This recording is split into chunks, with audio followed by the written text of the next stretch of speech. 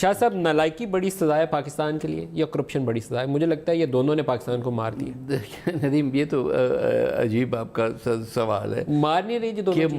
مار تو ظاہر پڑتی ہے جب آپ کے انکمپیٹنٹ حکمران ہو یا کرپٹ حکمران ہو، دونوں کیسز میں. اب یہ لوگ کس زمرے میں اگر آتے ہیں یہ آپ پوچھنا چاہتے ہیں، آئی ایم سوری، ٹائم بڑھے گا تو آپ کو پتہ چلے گا دونوں میں آئیں گے.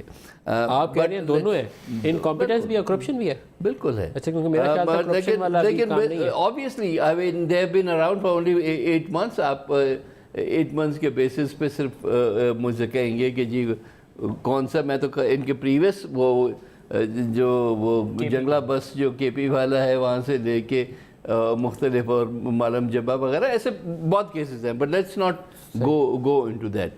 مین بات جو انکمپیٹنس والی ہے اس میں یہ اکانومی کا یہ حال تو ہم ٹو بی آنیسٹ ہم نہیں ایکسپیکٹ کر رہے تھے. ٹھیک ہے آپ نے ہوم ورک نہیں کیا، ٹھیک ہے آپ کے پاس کوئی پلان نہیں تھا، آپ کو پتہ تو تھا نا کہ حالات خراب ہیں. آپ کو جو اکنامک ایڈوائزری ٹیم جو آپ نے بنائی بعد میں، وہ آپ پہلے بھی بنا سکتے تھے. سب کو پتہ تھا کہ جی پی ٹی آئی کی حکومت آ رہی ہے، فوج کے فیورٹس ہیں،